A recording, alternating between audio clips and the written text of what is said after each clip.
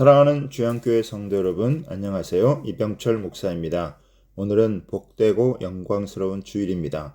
오늘도 최고의 하나님께 최선의 예배를 올려드리는 가운데 주님께서 예비하신 은혜가 풍성하게 임하는 복된 날 되길 바랍니다. 2월 13일 주일 주만나는 상황을 넘어 말씀을 바라보라 란 제목으로 본문은 창세기 17장 15절에서 27절까지 말씀입니다.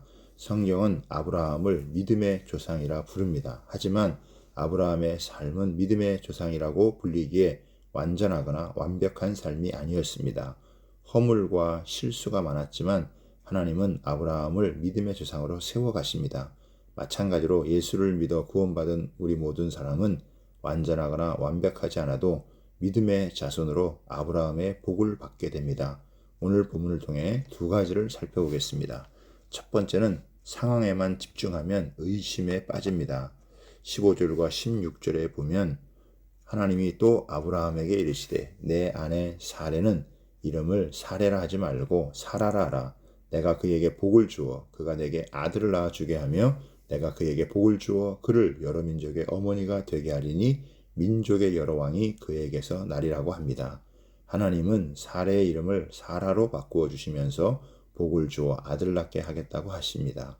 사레는 공주 같은 이라는 뜻이고 사라는 공주라는 뜻입니다. 공주 같은 사람이 정말 공주가 됩니다. 이름을 바꾸는 이유는 이들을 통해 나라들이 일어나고 열왕이 쫓아나게 될 것이기 때문입니다. 사라는 여러 민족의 어머니가 될 것입니다. 하나님의 스케일은 사람의 생각과 다릅니다. 하나님의 계획은 아브라함과 그의 후손에게 가나안 땅을 주어 영원한 기업이 되게 하실 것이며 그들의 영원한 하나님이 되실 것입니다.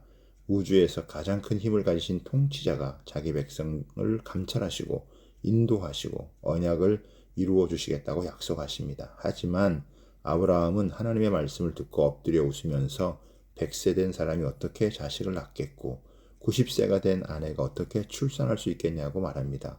그러면서 이스마엘이나 하나님 앞에 살게 해달라고 합니다. 우리도 직면한 상황만을 바라보면 의심의 굴레에서 벗어날 수 없습니다. 우리는 전능하신 하나님의 약속을 신뢰해야 합니다. 암담하고 절망적인 상황 속에서도 하나님의 말씀을 믿고 따를 때 하나님은 우리를 통해 놀라운 일을 행하십니다. 하나님의 약속의 말씀을 붙드는 날이 되길 소망합니다. 두 번째는 말씀은 하나님의 뜻을 깨닫게 합니다. 하나님은 자신의 나이가 너무 많아 자식을 낳을 수 없다고 여긴 아브라함에게 다시 한번 언약을 확인시켜 줍니다. 사라가 언약의 자손을 낳아줄 것이라고 말씀합니다. 하나님은 이스마엘에게도 복을 주어 그를 크게 생육하고 번성하게 하실 것이며 그 또 12두령을 낳을 것이라고 하십니다. 하지만 언약의 당사자는 이스마엘이 아니라 사라의 몸에서 태어날 이삭입니다. 19절에 보면 하나님이 이르시되 아니라 내 아내 사레가 내게 아들을 낳으리니 너는 그 이름을 이삭이라 하라. 내가 그와 내 언약을 세우리니 그의 후손에게 영원한 언약이 되리라고 말씀하십니다. 그리고 내 언약은 내년 이 시기에 사라가 내게 낳을 이삭과 세우리라고 말씀하시고 그를 떠나 올라가셨습니다. 이에 아브라함은 하나님이 자기에게 말씀하신 대로 이날에 자신의 모든 집안의 남자에게 할례를 행하는 일을 즉각 순종합니다. 23절에 보면 이에 아브라함이 하나님이 자기에게 말씀하신 대로 이날에 그 아들 이스마엘과 집에서 태어난 모든 자와 돈으로 산 모든 자 곧 아브라함의 집사람 중 모든 남자를 데려다가 그 포피를 베었으니라고 합니다. 아브라함의 아들 이스마엘만이 아니라 모든 남자를 다 할례를 행합니다. 자식만이 아니라 심지어 종들까지 모두가 하나님의 백성이 되는 것인데 이는 엄청난 축복이 아닐 수 없습니다. 그때가 아브라함의 나이가 99세가 되는 해였습니다. 할례는 하나님의 언약을 그들의 살에 새기는 것입니다. 할례는 후손을 번식시키는 성기를 거룩한 용도로 분별하는 의미가 담겨 있습니다.